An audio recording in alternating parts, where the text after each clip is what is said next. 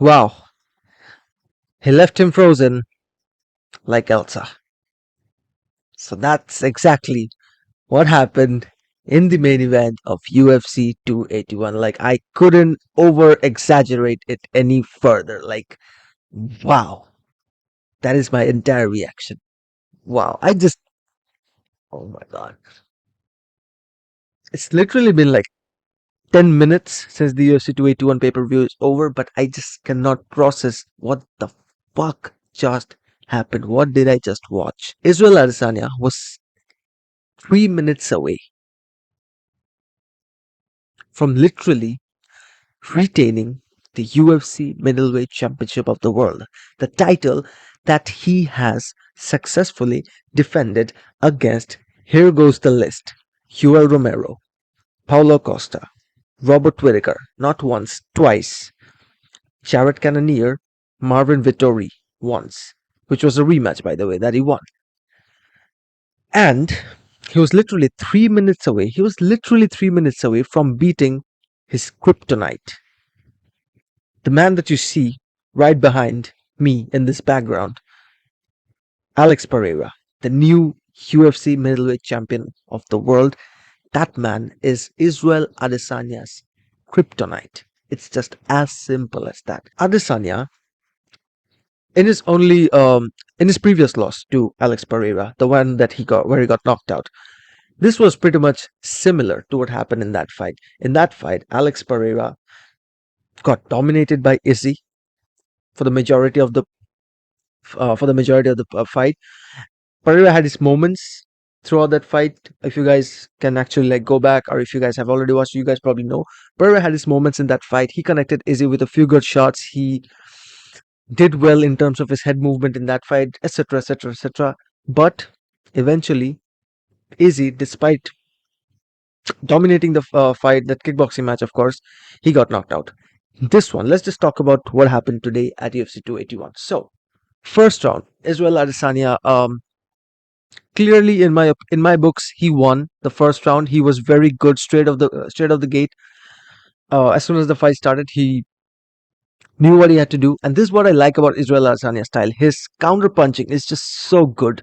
His counter punching abilities, and the fact that he can actually like lure his opponents into his own range, and just he can just so smoothly connect with the jab, connect with the strikes, just so smoothly in his own range. Once again, second round, when I was watching it live, I did think that Izzy did enough up until the point Alex Pereira got a takedown. So that takedown was literally like the um, turning point of the second round, or you could just say, yeah, for the second round, yeah.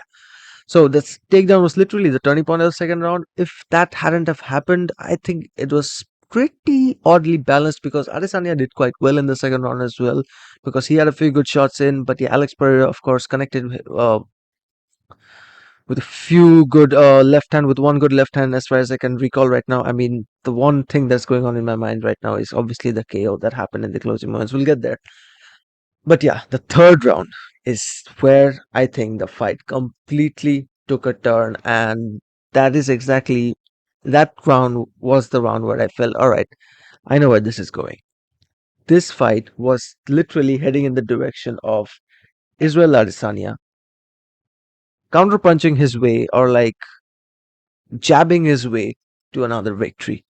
This was literally going to be Israel Adesanya jabbing his way to yet another victory, just like he has been doing for his last few fights. But the only difference is that we saw a different version of Izzy here in terms of his grappling. Of course, he went out there, he grappled, he took down Alex Pereira, which was the first ever takedown of Israel Adesanya's UFC career, and that happened in the third round. Like, he tripped Alex Pereira, which is he did quite nicely. Let's be honest, he did it quite nicely. He took him down, and that is where the fight completely changed on the ground.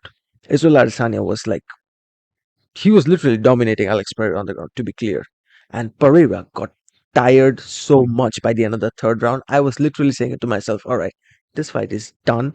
You could see the face of Alex Pereira when he was sitting on the stool. He was breathing heavily. His face was like blown up, like he was hit so many times in those 3 rounds, and he was tired after the third round. He got dominated in the third round on the ground. by one of the best strikers in the game, that is Israel Adesanya. So yeah, it just doesn't get more ironical than this. Nonetheless, that third round, after the third round, I was like, all right, Israel Adesanya is literally schooling with Alex Pereira here.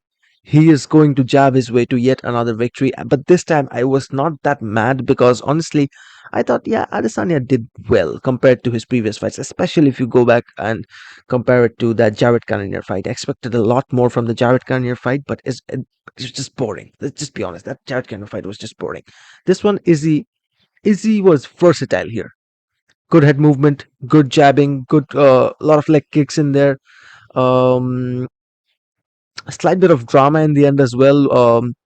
Before the KO, of course, when Izzy, one of his leg kicks was checked by Alex Pereira, and Izzy just sort of fell flat on his back. He rolled over, but he just quickly got back up. I just thought for a brief moment, like, all right, maybe Pereira could find himself an opening there. Um, that was in the fourth round, right? I hope I'm getting it right. Nevertheless, fifth round, after completely dominating Alex Pereira for 3 rounds. It was like literally 3-1, right?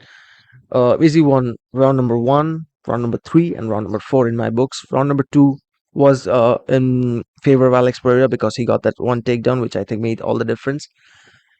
Round number 5, the fights, the round starts with Izzy taking the same approach. In my opinion, he was taking the same approach pretty much. He did what he had to do. He literally knew, like, he was like 5 minutes away from, in my books, one of his better performances in recent years, in recent memory. And he was like 5 minutes away from retaining his UFC middleweight championship. And then what happens is Israel Adesanya's back is literally against the cage. Alex Pereira connects with a good left hand, follows up with the right, and then it connects with a big uppercut. There's a big uppercut in there, and then he followed up with that big left hand. I mean, what the fuck just happened? Wow, you probably think I'm overreacting, but nah, man. What just happened? Izzy literally had that fight won.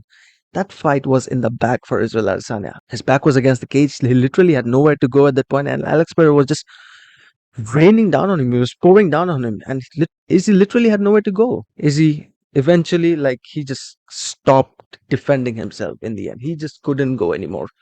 He was bleeding from his mouth. He just couldn't go anymore. Mark Goddard did Israel Adesanya a lot of favor in there. He did Izzy a lot of favor in there because he saved his ass from getting a worse beating. Alex Pereira was going to rip Izzy's head off in that closing flurry because he had gotten into momentum. He knew that was his only chance of winning the fight, and he wasn't going to let it go. He did not let it go. He was raining down on Adesanya, and Adesanya just stopped defending. He was like doing this. He was covering himself. His hands were low as well. He wasn't even covering himself. His hands were low, and yeah, Mark Goddard stepped in at the right time. Izzy, what can I say, man?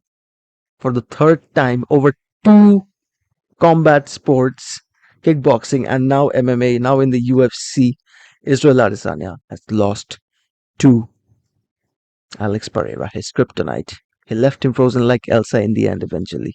But the roles were reversed. That was for my instant reaction. If you guys have any take on the fight, if you guys have any comments regarding the main event, of course, regarding Izzy's loss, regarding Alex Pereira's loss, regarding my take, if you guys have any thoughts on it, let me know in the comment section, of course. Let me know what you made of the entire pay-per-view.